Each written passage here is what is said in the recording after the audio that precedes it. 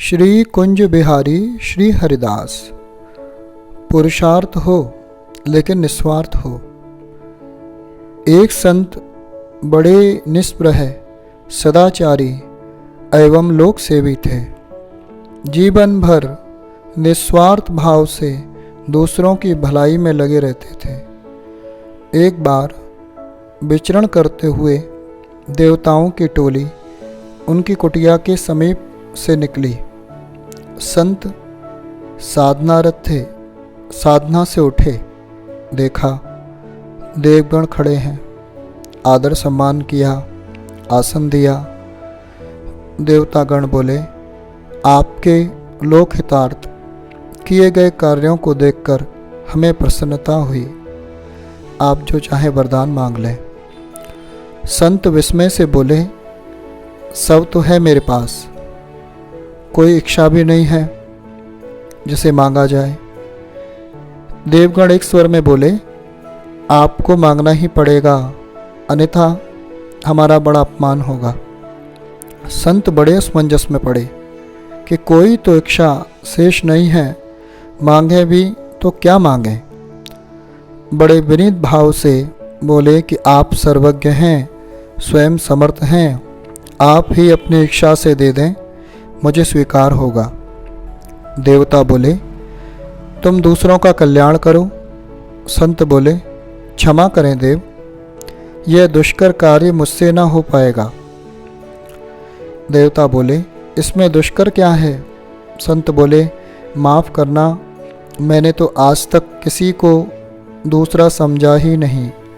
सभी तो मेरे अपने हैं, फिर दूसरों का कल्याण कैसे बन पड़ेगा? देवतागण एक दूसरे को देखने लगे कि संतों के बारे में बहुत सुना था। आज वास्तविक संत के दर्शन भी हो गए। देवताओं ने संत की कठिनाई समझकर अपने वरदान में संशोधन किया। अच्छा, आप जहाँ से भी निकलेंगे और जिस पर भी आपकी परछाई पड़ेगी उसका कल्याण होता चला जाएगा।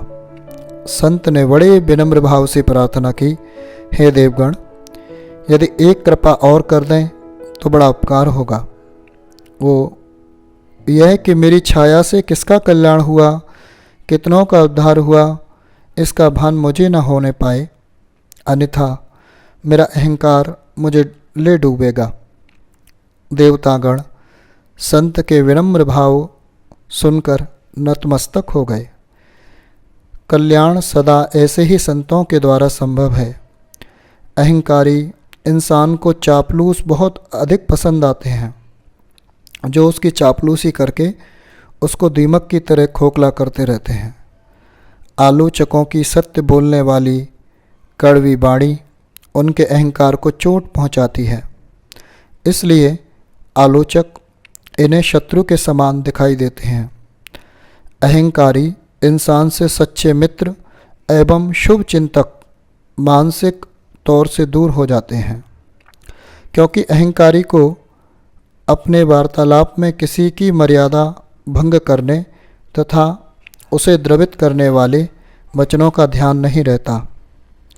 अहंकार को सदा मुँह की खानी पड़ती है, वह चाहे रावण का अहंकार हो या दुर्योधन का। अहंकार के उत्पन्न होने से विवेक नष्ट होता है एवं विवेकहीन व्यक्ति सम्मान पाने लायक नहीं होते।